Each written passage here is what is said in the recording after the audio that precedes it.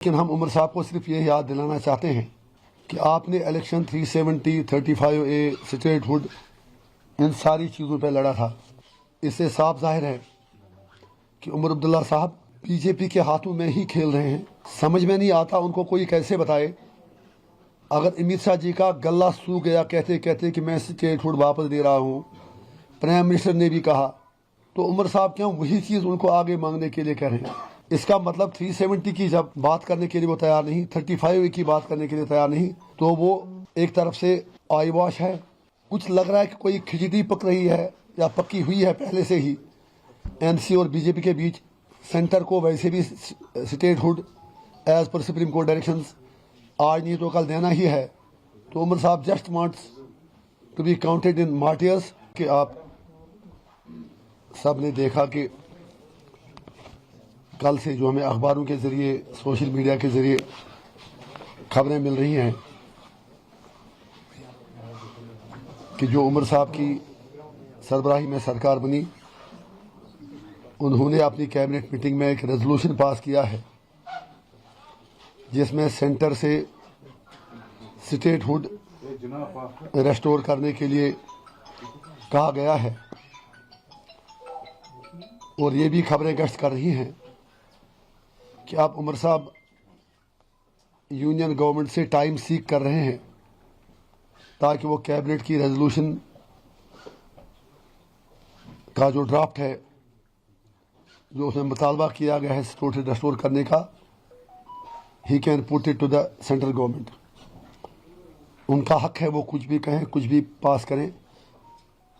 लेकिन हम उमर साहब को सिर्फ ये याद दिलाना चाहते हैं कि आपने इलेक्शन 370, 35A, स्टेट हुड, इन सारी चीज़ों पर लड़ा था। तो आज जो ये खबरें आ रही हैं कि सिर्फ स्टेट हुड को लेकर आपने रेजोल्यूशन पास कैबिनेट में किया है, तो it is very painful. It means departure from the principle stand of his party. इससे साफ जाहिर है कि उमर अब्दुल्ला साहब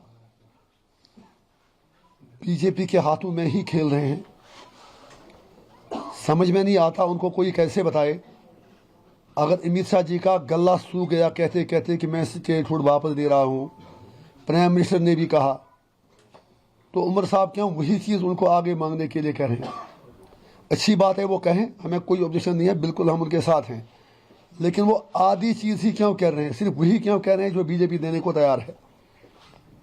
इसका मतलब 370 की जब बात करने के लिए वो तैयार नहीं, 35A की बात करने के लिए तैयार नहीं, तो वो एक तरफ से आई वॉश है। जिस एजेंडे पे उन्होंने इलेक्शन लड़ा उससे डिवेट हो रहे हैं। और दूसरा, कुछ लग रहा है कि कोई खिचड़ी पक रही है या पक्की हुई है पहले से ही एनसी और बीजेपी के बीच। आंख मचोली का खेल खेला जा रहा है। सेंटर को वैसे भी स्टेट हुड एज पर सुप्रीम कोर्ट डायरेक्शंस आज नहीं तो कल देना ही है। तो उमर साहब just wants to be counted in martyrs. Statehood की बात करके वो बाकी जो मेन इश्यूज़ हैं उनसे भागना चाहते हैं। और अफसोस की बात यह है, हम उमर साहब को यह याद दिलाएंगे कि उनकी जमात का पहले दिन से ही यही वतीरा रहा है। जब मरहूम शेख साहब महाराजा से इलाक़ के बाद पहले एडमिनिस्ट्रेटर बने, उसके बाद वज़ीर आज़म बने, तो 1953 में जब उन्हें बर्खास्त किया गया तो 22 साल के बाद वो कांग्रेस की मदद से वज़ीर आज़म नहीं बल्कि वज़ीर आला के तौर उन्होंने हलफ लिया। और आज जिस तरह शेख साहब ने बिट्रेल किया, बिल्कुल वही चीज़ आज उमर साहब कर रहे हैं।